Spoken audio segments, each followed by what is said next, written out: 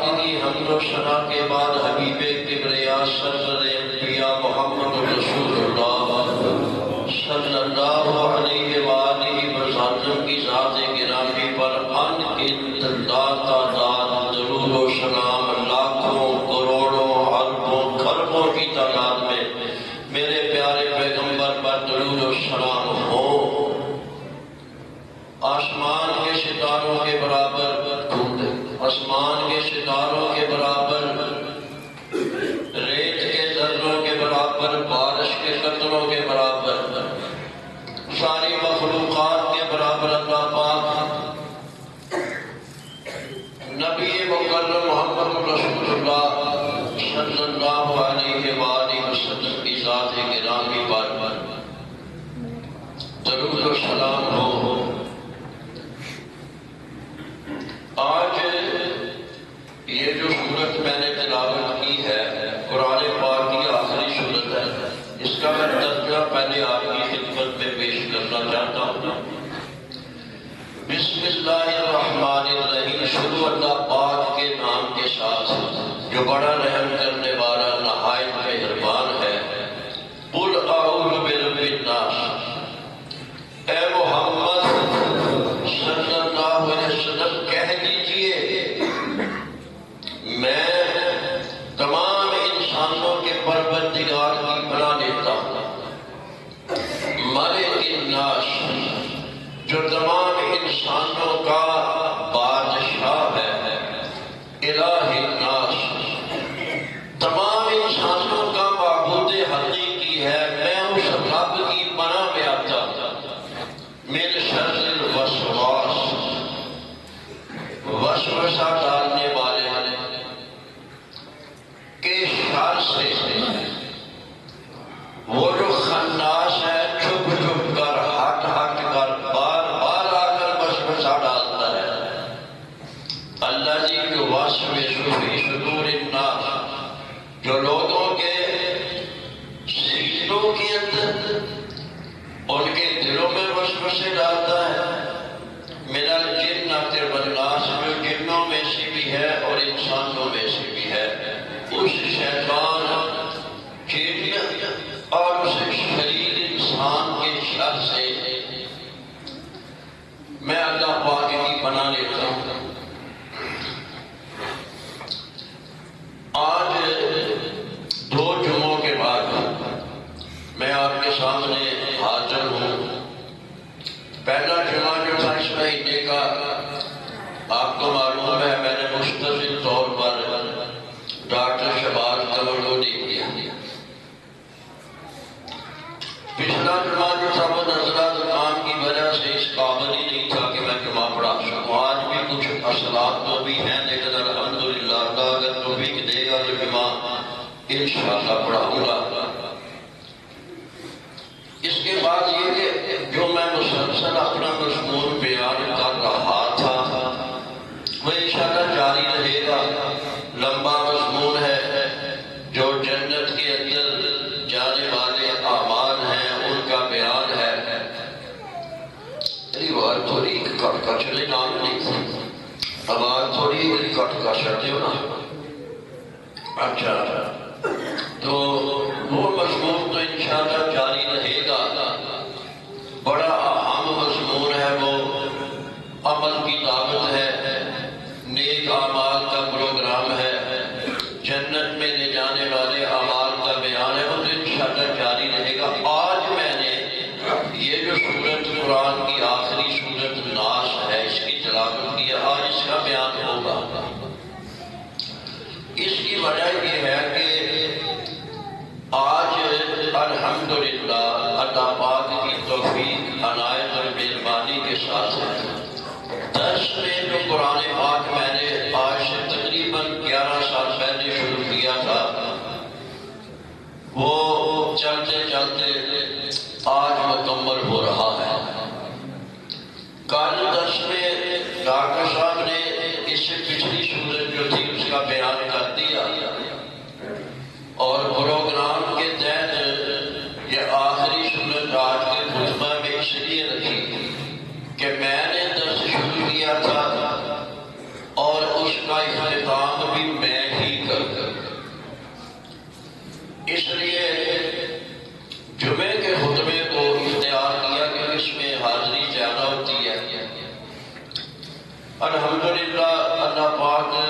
کی نہایت مہربانی کرم فرمائی رہی۔ تقریباً مجھے یاد پڑتا ہے آج سے 10 یا 11 سال پہلے میں نے قرآن پاک کا یہ دور شروع کیا تھا درس میں۔ لمبا عرصہ ہے، 10-11 سال بہت لمبا عرصہ ہے۔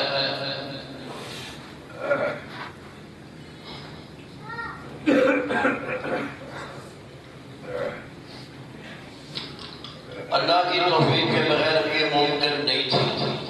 اگرچہ یہ جو درس میں نے ختم کیا ہے اور اب مجھے محسوس یہ ہو رہا ہے کہ آئندہ میں شروع نہیں کر سکوں گا، کیونکہ میرے لیے اب مسجد میں آنا ممکن نہیں ہے۔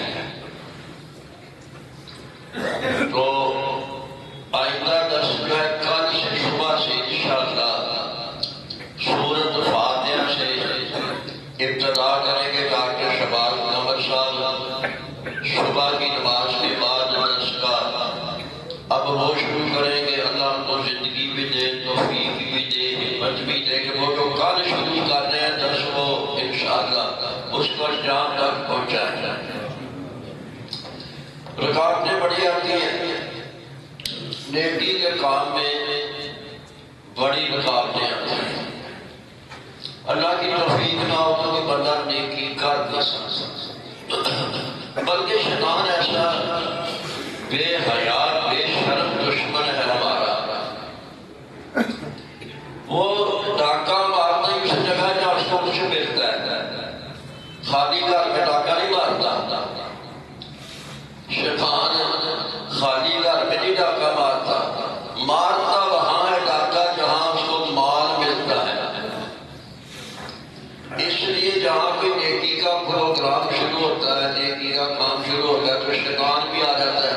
رکو رکاوٹ پاؤ، ایک کام ہٹاؤ، ایک کام نہ جاری رہے، یہ جو جاری رہ گیا تو میرا زندہ نہیں ختم ہو جانا۔ یہ سارے بندے نیک بن جان گے، پرہیزگار بن جان گے، اللہ والے بن جان گے، تو میں کدھر جاؤں گا؟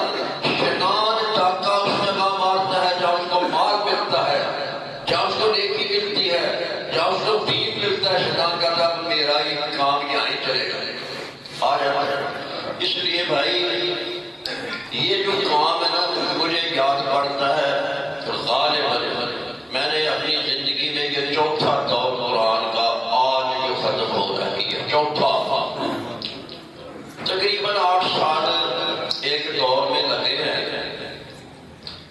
اور اس میں بھی ایسا رہا کہ سردیوں میں درس ہوتا ہے، جب گرمی آ جاتی ہے نا تو رات چھٹی ہو جاتی ہے، فجر کی نماز بڑی جلدی ہوتی ہے، تو لوگ آنا خود ہی چھوڑ دیتے ہیں، اور جو آتے ہیں وہ بھی قرآن کھلے ہوتے ہیں، سوئے ہوتے ہیں درس کا۔ میں بیان کر رہا تھا وہ سوئے ہوتے ہیں، پھر مجھے مجبوراً درس بند کرنا پڑتا ہے۔ مجھے یاد پڑتا ہے 1 سال ایسا ہوا کہ جب مئی کا مہینہ آ گیا تو راتیں چھوٹی ہو گئی، لوگوں کو نیند بھی زیادہ آنے لگی۔ ایک بندہ جو درس سننے آتا تو کہنے لگا یار گانے کے جب حافظ صاحب خود ہی درس بند کرتے ہیں تو چلائے وہ جاگیا تو جاتا نہیں، صبح نماز کے ٹائم سے اٹھنا بڑا مشکل ہے، 3:30 نماز جنہوں دی ہے، وہ پھر مجھے مجبوراً درس بند کرنا پڑتا۔ لیکن الحمدللہ مجھے تقریباً 40 سال کا عرصہ یہاں گزر گیا ہے، تو اس میں اللہ کی توفیق سے درس تو ہوتا رہا۔ مجھے یاد ہے بعض اوقات میں صبح کو قرآن کا درس دیتا رہا اور رات کو حدیث کا بھی درس ہوتا رہا۔ تو یہ میں عرض اس لیے کر رہا ہوں کہ اللہ کی توفیق کے آج خوشی کا موقع ہے کہ 11 سال کی طویل محنت کے بعد اللہ پاک نے آج مجھے اس قابل کیا کہ میں قرآن کی آخری سورت جو ہے وہ آپ کے سامنے میں نے تلاوت کی ہے، اور آج اس کا بیان میں کرنا چاہتا ہوں۔ لیکن اس کے ساتھ ایک افسوس کی بات یہ بھی میں کرنا چاہتا ہوں کہ آئندہ درس مجھ سے نہیں ہو سکتا۔ میں نے ایک بہتر آدمی جو میری نظر میں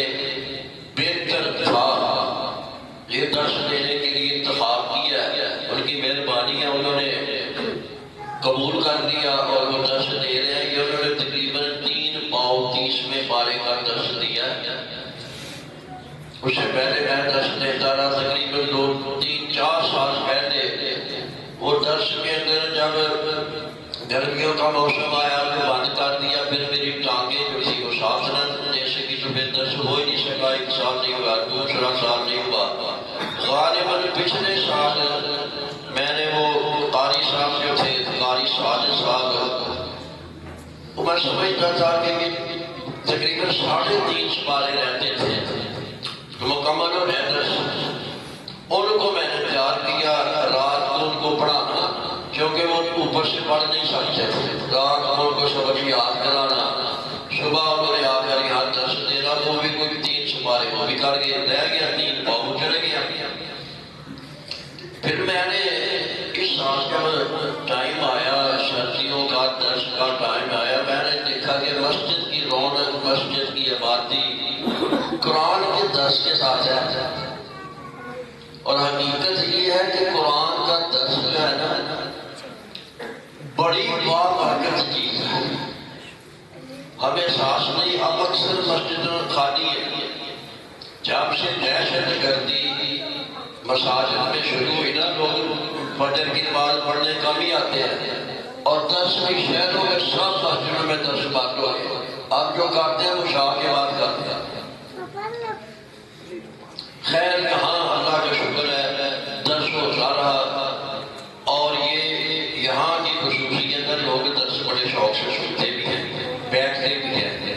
آج کل بھی تقریباً 70-80 بندے بیویاں درس میں ہوتے ہیں. بڑا اللہ کا فضل ہے. 70-80 بندے تقریباً, عورتیں بھی بندے بھی ملا کر درس سے قرآن پاک سنتے ہیں. شکر ہے اللہ کی ذات کا. میں نے سمجھا تو اس سال جب آیا نا موقع اکتوبر کا مہینہ درس شروع کرنے کا, کہ ایک دن میں نے اپنے اللہ سے بات مانگا. پچھلے سال وہ قاری صاحب درس دیتے, اب کون دے گا؟ تو میں نے اللہ سے عرض کی, اللہ اگر تو مجھے توفیق دے دے اور میری ٹانگیں جو ہیں چل کر مسجد سے جا سکے تو میں خود ہی شروع کر دوں. جو 3 سپارے جو رہ گئے ہوئے تو میں خود ہی مکمل کروں قرآن پاک. تو لیکن 2-3 دن 4 دن دعا کرتے رہے. اللہ پاک کو پسند کچھ اور تھا تو میں تو نہ کر سکا. پھر میں نے نظر ادھر دوڑائی کہ کون سا بندہ اس مناسب ہوگا کہ وہ میری جگہ پر بیٹھ بھی سکے اور اس لیول کا درس بھی دے سکے. تو ڈاکٹر شہباز کمر پر نظر پڑی, لیکن یہ کھڈے میں رہتے ہیں, وہاں سے آ کر فجر کی نماز سے پہلے پہنچنا, درس دینا مشکل تھا. خیر میں نے اسے بات کی تو یہ کہنے لگے ٹھیک ہے میں تیار ہوں. اللہ نے ان کو توفیق دے دی اور یہ درس دے رہے ہیں, اور میری رپورٹ کے مطابق بہت اچھا درس دیتے ہیں. اللہ ان کو مزید توفیق دے. چاہتا یہ ہوں کہ بھائی مسجد کی اصل آبادی جو ہے نا قرآن سے ہے, قرآن پڑھنے والوں سے ہے. قرآن کا ذکر, ایک بندہ نا مسجد میں وہ پیشاب کر دیا, نیا بھی مسلمان ہوا ہے, شاید مسلمان بھی نہیں تھے. وہ مسجد کرتی تھی, وہ بڑے بیٹھ کے نا اس نے پیشاب کر دیا, باہر سے نہیں آیا تھا, پیشاب آ گیا. اس کو کہا ادھر تو کوئی جگہ ہی نہیں ہے, جو مسجد میں بیٹھ گیا. صحابہ کرام آتے کہ نہیں دوڑے اٹھے, تو ایک ہی کرتا ہے. پھر اللہ کے نبی نے کہا جی ٹھہر جاؤ, بیٹھ جاؤ تو اس کو پیشاب کیا. لو مسجد میں پیشاب کر رہے, اللہ کے نبی کہنے کر دے دو. صحابہ گھول کر آ رہے مارنے کے لیے. دیکھو اللہ کے پیغمبر کی کتنی مدد تھی. اگر وہ صحابی اس کے پیچھے پڑ جاتے اور وہ اٹھ کر پیشاب کرتے کرتے دوڑنے لگ جاتا تو ساری مسجد نہیں ہو جاتی. وہ جہاں بیٹھے ہوئے ایک جگہ ہے وہ خود نہیں کر رہے, بعد میں اس کو صاف کر دیں گے, دھو دیں گے. صحابہ رک کے اس نے پیشاب کر دیا تو آیا نا جب, تو اللہ کے پاک پیغمبر نے کوئی غصہ نہیں کیا, ناراضگی نہیں کی. پتہ اس کو پتہ نہیں ہے, اس کو سمجھ نہیں ہے, یا ممکن ہے کہ اس وقت اس نے کلمہ ہی نہیں پڑھا. وہ ویسے دیکھنے کے لیے آیا کہ کون نبی ہے, کس نے دعویٰ کیا نبوت کا. تو اللہ کے نبی نے نہ اس کو جھڑکا، نہ ڈانٹا، نہ مارا، نہ کچھ اور کہا، صرف ایک بات کہی کہ بھائی یہ جو مسجدیں ہیں نا اللہ کے گھر ہیں، لم تبنا لہذا، تو یہ کوئی اس کام کے لیے نہیں بنی جو تو گھر بیٹھا ہے، یہ کس لیے بنی ہے؟ یہ تو مسجدیں بنائی گئی ہیں لذکر اللہ، لإقام الصلاۃ، نماز کو قائم کرنے کے لیے۔ یہ تو نماز کے لیے جگہ نہیں، پیشاب کرنے کی جگہ تو نہیں ہے۔ ذکر اللہ، یہ مسجد اللہ کے ذکر کے لیے ہے۔ تلاوت القرآن، یہ تو قرآن پاک کی تلاوت کرنے کے لیے ہے۔ یہاں قرآن پڑھنا ہے، قرآن پڑھانا ہے، قرآن کا ذکر کرنا ہے، بچوں کو قرآن پڑھانا ہے، قرآن حفظ کرانا ہے، قرآن کا ترجمہ پڑھانا ہے۔ یہ نظام قرآن کے لیے مرکز قرآن ہے، تجھے پتہ نہیں؟ یہ جو اللہ کے ذکر کے لیے، اللہ کے قرآن کی تلاوت کے لیے جگہ بنی ہے، وہ بندہ بعد میں غالباً بعد میں مسلمان ہوا، کہنے لگا اللہ کے نبی کو میں نے اتنا شفیق، اتنا مہربان پایا کہ آپ نے مجھے جھڑکائی نہیں، ڈانٹا بھی نہیں، برا بھلا بھی نہیں کہا، تو آپ نے بڑے پیار سے مجھے یہ سمجھائی بات کہ تم نے غلط کام کیا ہے۔ یہ اللہ کے قرآن کے لیے مسجدیں بنائی ہیں، جس مسجد میں قرآن نہیں پڑھا جاتا، قرآن کا درس نہیں ہوتا، بچے قرآن نہیں پڑھتے، قرآن حفظ نہیں کرتے، ناظرہ نہیں پڑھتے، ترجمہ نہیں پڑھتے، تفسیر، وہ تو مسجد حرام ہے بھائی۔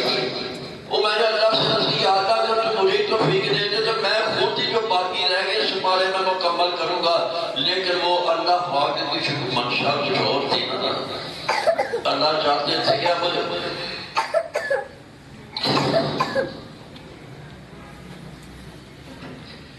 کسی اور کو موقع ملے، کسی اور کو موقع ملے۔ ساری زندگی تمہارا ٹھیکہ نہیں ہے، اور نہ اللہ کا گھر، نہ اللہ کی مسجدیں، نہ اللہ کے مدرسے تمہارے محتاج نہیں ہیں، اور بندوبست ہو جائے گا۔ اور وہ تفصیل تو رہ جانی اندر ہی، چلو اگلے جمعے بیان کر لیں گے۔ بس کل صبح انشاءاللہ درس شروع سے ڈاکٹر صاحب سورہ فاتحہ سے یہ چلو میں کر لوں گا اگلے جمعے اور دوسرے اگلے جمعے، بات سے بات چل رہی ہے نا، تو یہ بھائی اللہ کی منشا ہے کہ اتنی دیر اس نے مجھ سے کام لینا تھا، اس نے کام لیا اور بڑا لیا، 40 سال لیا ہے، دن رات لیا ہے، اور مشکل وقت میں بھی کیا۔ ایک دن ایک آدمی مجھے، میں اس کا ذکر کرنا مناسب سمجھتا ہوں کہ ایک آدمی پورے 8 سال مجھے گھر سے فجر کی نماز کے وقت لاتا اور مسجد میں، اور مسجد میں گھر چھوڑ گیا تو میں نے پڑھا تھا۔ چودھری باقا صاحب 8 سال ایک بندہ مجھے گھر سے، یعنی 10 منٹ جماعت سے پہلے وہ مسجد میں میرے گھر آ جاتا، میں پہلے وضو کر کے تیار بیٹھا اس کے ساتھ آنا، وہ جب میں تنگ ہونے لگا چل کر آنے سے، سہارا دے کر چھوٹی سے وہ بندے کا، پھر وہ ایک دن مجھے کہنے لگا اللہ سے پاک جنت عطا فرمائے، بھائی جوان ابھی آ جا، کہنے لگے اگر مینو کانٹ سے بھی چک کے لیا پیا نا،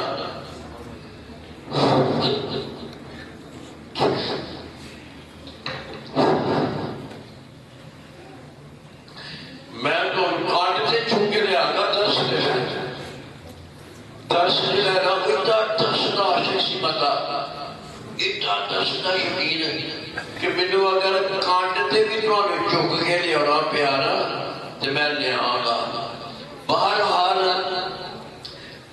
وہ تو تیار تھا، نہیں رہ گیا۔ اللہ پاک کے انتظام ہے نا بھائی، یہ تو نبیوں کا بھی ایسا ہی ہوتا رہا۔ اللہ کے نبی جتنی دیر اللہ کو منظور تھا ان سے کام لینا دیا، جب اللہ کو منظور ہوا واپس پڑھانا نا تو اللہ نے کہا بس اب چھوڑ دو۔ بڑی دیر کام کیا تم نے، مجھے یاد پڑتا ہے کہ اللہ کے پیارے پیغمبر محمد رسول اللہ صلی اللہ علیہ وسلم آخری جب دنیا سے جانے کا ٹائم آیا تو بیمار ہو گئے. بیمار پڑتے جو اللہ کے نبی، تو نبیوں سے اللہ کا معاملہ بڑا ہی نرالا ہوتا ہے. ہم نبی کی عزت نہیں کرتے، نبی کا احترام نہیں کرتے، نبی کی محبت نہیں کرتے، نبی کی شان نہیں جانتے. ان کا اللہ سے ایسا گہرا تعلق ہوتا ہے. اللہ اکبر. نبی پاک صلی اللہ علیہ وسلم نے دین کا کام کیا 13 سال مکے میں، 10 سال مدینہ میں، 23 سال کام کیا، جان جوکھوں کا کام کیا، اپنی جان کو سیٹی پہ رکھ کے دین کا کام کیا، خطرے کو مول لینے کا کام کیا. سازشوں نے، شرارتوں نے، دشمنوں نے، کافروں نے ایسے ایسے حربے اللہ کے نبی کے خلاف کیے کہ میں اور آپ ہوتے تو ہم تو مر جاتے.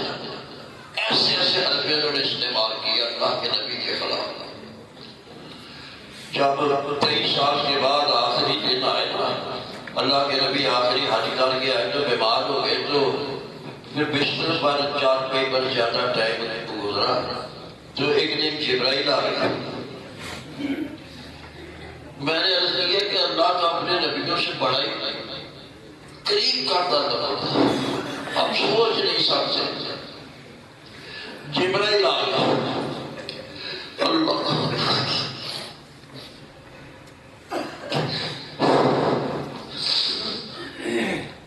آپ دنیا میں رہنا چاہتے ہیں یا جانا چاہتے ہیں؟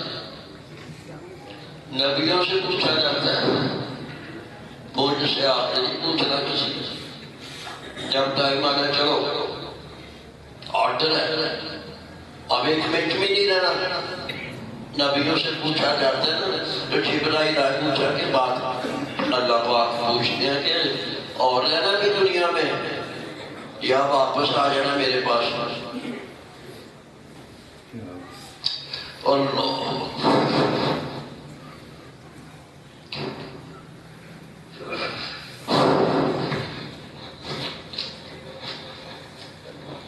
23 سال ہو گئے تھے، بڑی محنتیں کی تھی، بڑی تکلیفیں اٹھائی، بڑی قربانیاں دی. ٹائم نہیں ہے کہ بیان کروں، لیکن چلو یہ مضمون چل گیا، یہ بیان ہوتا رہے گا 2 3 4 جو ہے. بڑی تکلیفیں اٹھائی اللہ کے نبی علیہ السلام. کوئی ایسا خطرہ نہیں تھا جو آپ کو پیش نہیں آیا اللہ کے دین کا کام کرنے. کوئی خطرہ ایسا نہیں تھا جو پیش نہ آیا. جان کا بھی آیا، عزت کا بھی آیا، آبرو کا بھی آیا، مال کا بھی آیا. اللہ کے دین کی خاطر سارے صاحب پوچھ رہے کہ اب کیا پروگرام ہے، اب واپس آنا ہے یا ابھی اور دنیا میں رہنا ہے؟ کسی سے پوچھا جاتا ہے. لیکن اللہ کے نبی کی شان ہے نا، مجھ سے نہیں، آپ سے نہیں، کسی بڑے سے بھی نہیں پوچھا جا رہا. آرڈر میں چلو ٹائم ہو گیا واپس. لیکن وہ اللہ کے نبی سے تو پوچھا کیا پروگرام ہے، رہنا ہے یا جانا ہے؟ تو اللہ کے نبی، میں بس یہ بات آپ کو سنائی تھی. اللہ کے نبی نے کیا کہا؟ آئے اللہ رفیق الاعلی.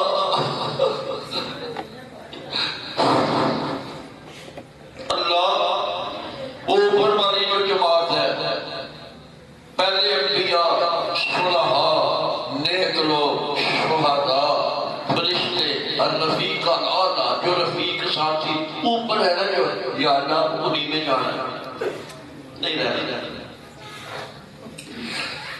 کوئی پروگرام نہیں اب رہنے کا، میرا کام ختم ہو گیا کہ میرا ڈیوٹی تھی نا میری، وہ میں نے پوری کر دی ہے. اليوم اکملت لکم دینکم، میرا کام مکمل ہو گیا، دین اسلام مکمل ہو گیا. جو میری ڈیوٹی تھی میں نے اللہ کو میں نے واپس کیا. اللہ رفیق الاعلی. رفیق اعلیٰ کون ہے؟ اوپر والی جماعت ہے. اوپر کون ہے؟ ہائے ہائے ہائے. اوپر ایک ایسی جماعت ہے جو چلے گئے نا دنیا سے، اللہ کو بڑے پسند ہے. وہ کون سی جماعت ہے؟ وہ ہے صالحین کی جماعت. جو پہلے چلے گئے ہم سے صالحین. اللہ کے پیغمبر حضرت یوسف علیہ السلام سورہ یوسف کے اندر بیان آتا ہے کہ دعا کرتے ہیں انت ولی فی الدنیا والآخرہ توفنی مسلما والحقنی اللہ دنیا آخرت میں تو ہی میرا دوست ہے، توفنی مسلما، مجھے موت اس حال میں دے کہ میں تیرا فرما بردار بندہ ہوں، اور مرنے کے بعد الحقنی بالصالحین، مجھے نیکوں میں شامل کر دے۔ وہ جو پہلے نبی فوت ہو گئے ہیں، وہ پہلے نبیوں کے جو امتی ہیں جنہوں نے اللہ کے لیے، اللہ کے دین کے لیے، مجھے ان میں شامل کر دے۔ نبی دعا کر رہے ہیں، وہ اللہ کے پیغمبر محمد رسول اللہ صلی اللہ علیہ وسلم کہتے ہیں اللہم الرفیق الاعلی۔ اپنے ڈاکٹر صاحب علامہ صاحب اے دعا اکثر پڑھتے سن اپنی تقریرات، اللہ پاک انہوں نے شہادت دے دیتی، وہ درجہ دے دیتا، جنت البقیع اللہ نے انہوں نے جگہ دیتی، وہ اکثر اپنی تقریرات اے پڑھ اللہم الرفیق الاعلی، اللہ جو اوپر ساتھی نیکوکار پرہیزگار تیرے پسندیدہ بندے، اللہ میں نوکا بندے شامل کر دے۔ جو بندہ کوئی دنیا تو نیک بندہ جانتا ہے نا، کہ اللہ پاک کہتے ہیں قرآن کے الفاظ میں فَادْخُلِي فِي عِبَادِي، وہ میرے اگے بھی بندے پڑھیں گے اتنے چنگے نیک بندے، شہید، صلحاء، انبیاء، اولیاء، چل بھی انہوں نے بھی چل جا، انہوں نے چل جا، فَادْخُلِي فِي عِبَادِي وَادْخُلِي جَنَّتِي، میری جنت میں چلا جاؤ نا، میرے نیک بندیاں دے وچ جا کے شامل ہو جا۔ تو میرے بھائیوں جانا تو ہے نا، ایک دن انبیاء سے پوچھا جاتا ہے، ہم سے پوچھا نہیں جانا، جب ٹائم آ گیا تو کہنے چلو، ایک سیکنڈ کی بھی گنجائش نہیں ہے۔ تو میں عرض کر رہا تھا کہ چلو جتنی دیر اللہ نے مجھے توفیق دی، یہ ڈاکٹر صاحب کی خواہش تھی کہ ختم بھی آپ ہی کریں، کیونکہ یہ دور آپ نے شروع کیا تھا تو آپ بھی ختم کر، اس لیے آج جمعے کا میں اپنا روٹین چھوڑ کر یہ سورت آخری جو ہے، اب اس میں تھوڑا سا سورت کے بارے میں عرض کر دوں۔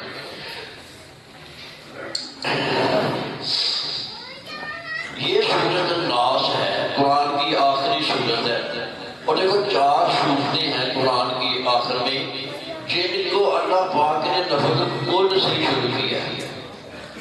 کل کا معنی تو کیا ہے، اور یہ اللہ کس کو خطاب کر رہے ہیں؟ اپنے پیارے پیغمبر محمد رسول اللہ کو کہہ رہے ہیں کہ اے نبی تو کہہ، قل یا ایھا الکافرون، پہلی سورت کہہ رہے ہیں اے کافروں، میرا تمہارے ساتھ کوئی تعلق نہیں، میرا دین الگ تمہارا دین الگ، میں اور تم اور۔ دوسری سورت قل ھو اللہ احد، کہہ دیجئے کہ اللہ ایک ہے، اس کا کوئی شریک نہیں ہے۔ تیسری قل اعوذ برب الفلق، اے میرے پیغمبر کہہ میں صبح کے رب کی پناہ لیتا ہوں۔ رات کے اندھیرے میں سے جب صبح کی روشنی نمودار ہوتی ہے نا، اللہ پاک کی قدرت و رحمتوں کا اظہار ہوتا ہے۔ رات کی تاریکی میں کئی برائیاں، کئی خباثتیں ہیں، اور جب دن کی روشنی نکل آتی ہے، سورج کی روشنی نکل آتی ہے تو اللہ کی رحمتیں ہو جاتی ہیں۔ قل اعوذ برب الفلق، میں فلق کے، فلق کا مطلب صبح کے رب کی پناہ لیتا ہوں۔ اور یہ آخری سورت جو تھی قل اعوذ برب الناس، اے میرے محمد کہہ دے میں لوگوں کے رب سے پناہ لے، پناہ لے لیا، پناہ مانگ رہے ہیں، کس سے پناہ مانگ رہے ہیں؟ رب سے۔ پہلی سورت جو تھی اس میں ایک چیز، ایک ہستی سے پناہ رہی ہے، قل اعوذ برب الفلق، جو فلق کا رب ہے وہ اس کی پناہ لیتا ہے۔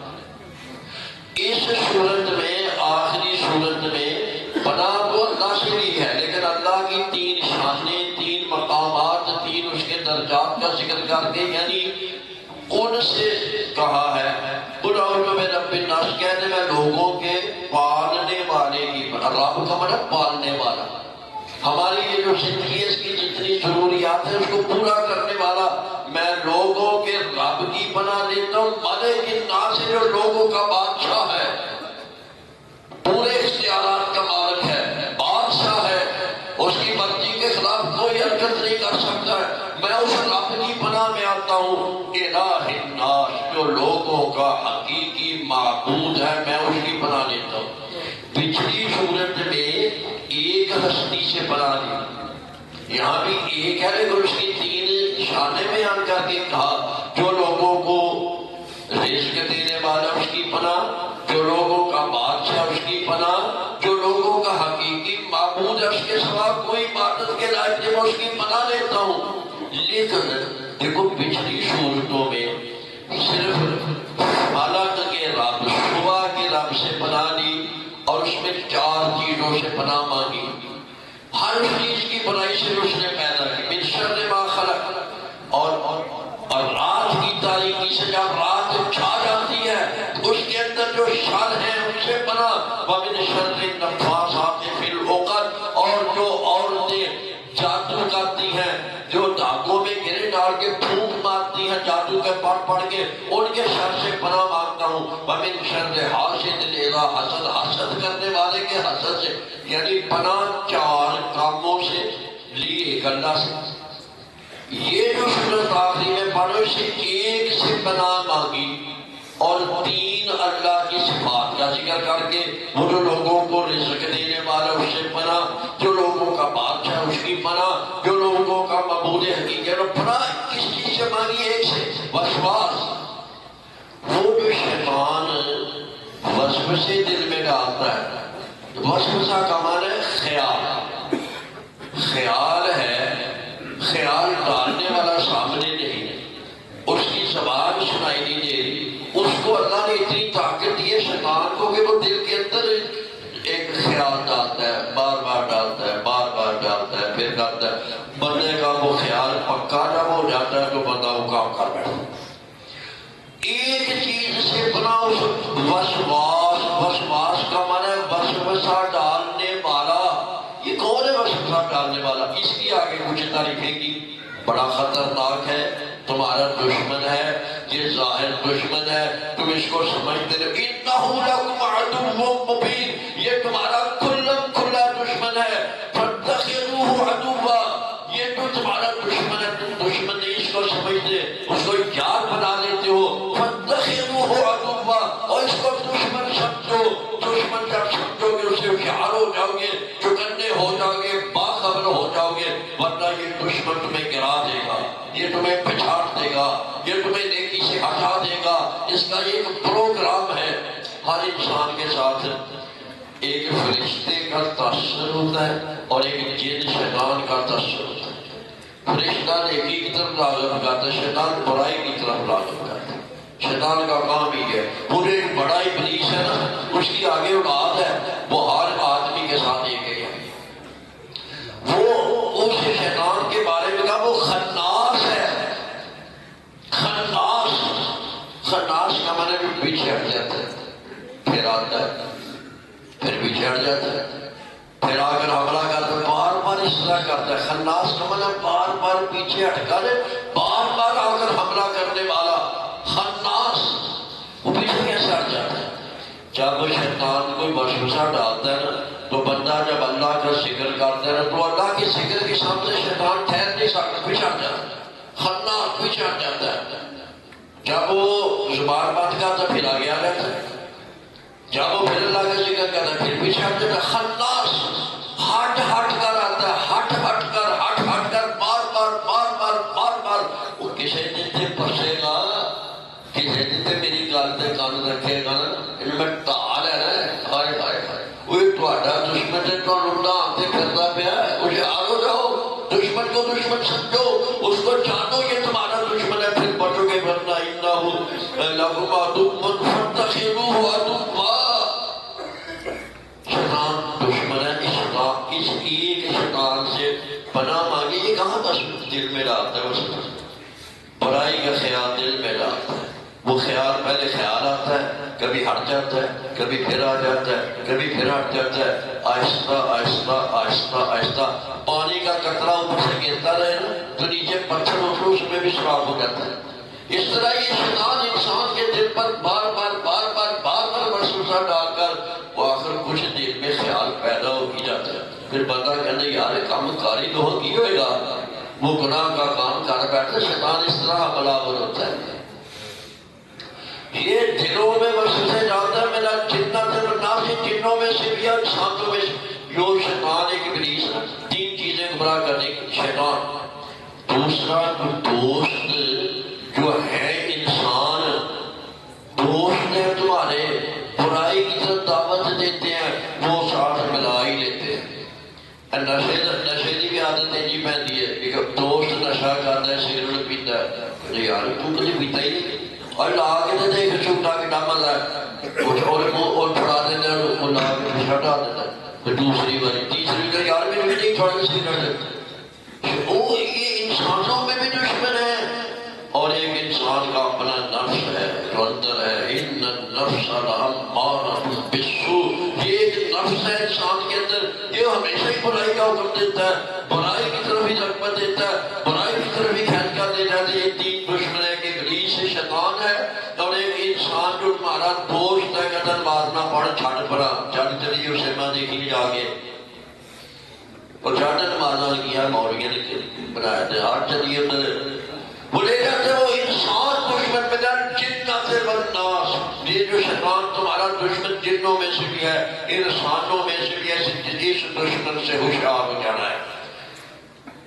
اللہ کے اب دیکھو پہلی صورت میں ایک سے پناہ مانگی، قل اعوذ برب الفلق، فلق کا جواب ہے. آگے چار چیزوں سے پناہ مانگی ہے، اور اس صورت میں اللہ کی تین صفتیں بیان کر کے صرف ایک چیز سے، وہ شیطان جو وسوسے سے ڈالنے والا، دلوں کے اندر برے خیالات ڈالنے والا ہے، اس طرح آہستہ آہستہ آہستہ وہ غالب آ جاتا ہے اور گمراہ کر دیتا ہے اور انسان کو پچھاڑ دیتا ہے. اور جب قیامت کا دن ہوگا کہے گا وہ میں تیرے کو گمراہ کیتا سی، چل گیا تو کیا میرے پیچھے لگیا سی، میں نے صرف آواز ہی دیتی سی، اگلا کام جو تو آپ ہی کیتا، میرا کوئی تھا لیکن میں نہیں بچا سکتا تھا، نہیں پکڑ کرو جاؤ تو ہی جنت جا. وہ شیطان ہے موقع پر تو ساتھ چھوڑ دے گا.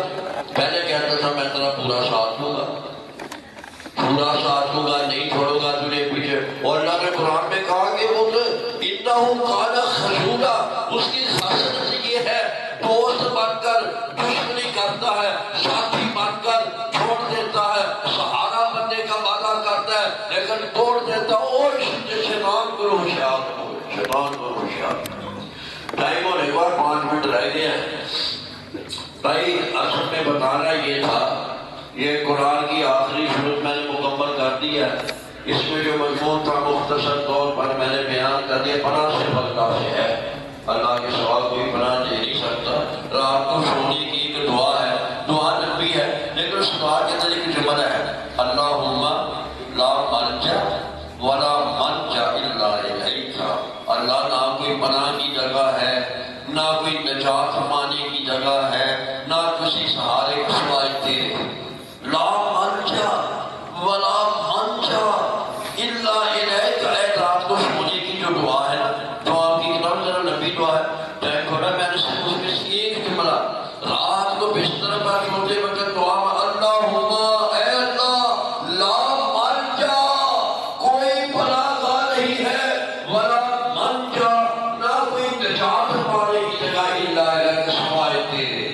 پناہ کسے مانگنی ہے؟ ہر قسم کے ساتھ، ہر قسم کی مصیبت، ہر قسم کی بیماری سے، ہر قسم کی آجزی سے، ہر قسم کے نقصان سے، ہر قسم کے حادثے سے، ہر قسم کس کی پناہ لینی ہے؟